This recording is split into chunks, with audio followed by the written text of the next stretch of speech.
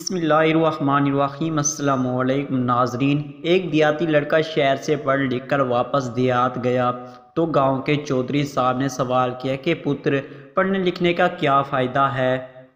لڑکا: چودھری صاحب، پڑھنے لکھنے سے لاجک کلیئر ہو جاتی ہے۔ چودھری صاحب: یہ لاجکس کیا ہوتی ہے؟ لڑکا: لاجکس منطق کو کہتے ہیں۔ چودھری صاحب: یہ منطق کیا ہوتا ہے؟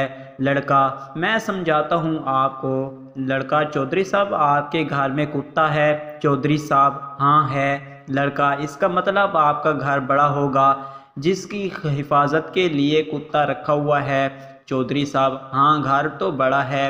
لڑکا: پھر آپ کے ہاں نوکر چاکر بھی کافی ہوں گے بڑے گھر کی دیکھ بھال کے لیے؟ چودھری صاحب: ہاں جی، نوکر بھی کافی ہیں۔ لڑکا: اس کا مطلب آپ کی آمدن بھی اچھی خاصی ہوگی نوکروں کی تنخواہ کی ادائیگی کے لیے؟ چودھری صاحب: ہاں جی، آمدنی بھی اچھی خاصی ہے۔ لڑکا: اس کا مطلب آپ کی ماں کی دعائیں آپ کے ساتھ ہیں اور آپ کی ماں کی دعائیں آپ کے حق میں قبول بھی ہوئیں۔ اس کا مطلب یہ ہوا کہ آپ کی ماں ایک نیک عورت تھی۔ چودھری صاحب: بس اب میں سمجھ گیا کہ پڑھنے لکھنے سے لاجک کیسے کلیئر ہوتی ہے۔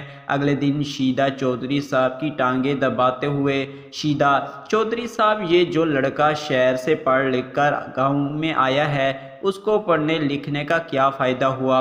چودھری صاحب: شیدے، پڑھنے لکھنے سے لاجکس کلیئر ہوتی ہے۔ شیدا: چودھری صاحب، یہ لاجکس کیا ہوتی ہے؟ چودھری صاحب: لاجکس منطق کو کہتے ہیں۔ شیدا: یہ منطق کیا ہوتا ہے؟